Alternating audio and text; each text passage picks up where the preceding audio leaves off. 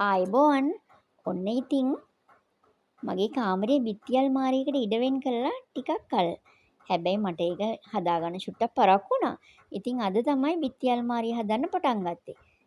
ඉතින් යාලා ඒක හදලා ඉවර වෙනකොට පොඩ්ඩක් විතර හවස් වුණා. හැබැයි මම මහන්සි නොබලා කාමරේ යස් කරන්න පටන් ගත්තා.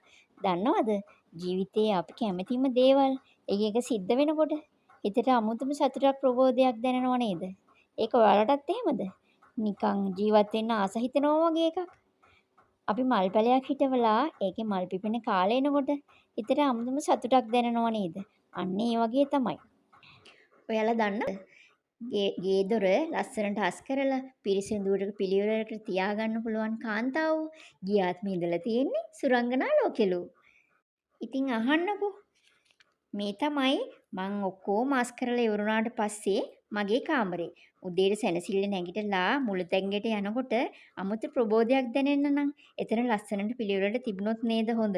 ඒ වගේම තමයි මුළු දවසම අපි මහන්සි වෙලා හැන්දෑවට තමන්ගේ කාමරයට යද්දි මාන්සියක් නොදැනෙන්න නම් එතන ලස්සනට පිළිවෙලට තියෙන්නම ඕනේ. ඉතින් දැන් නම් ටිකක් රැත් වෙලා ඒ වුණාට මහන්සියක් දැනෙන්නේ නැහැ. හිතට අමුතුම සතුටකින් ඉන්නේ. ඉතින් ඔයාලා හැමෝටම සුබ රාත්‍රියක්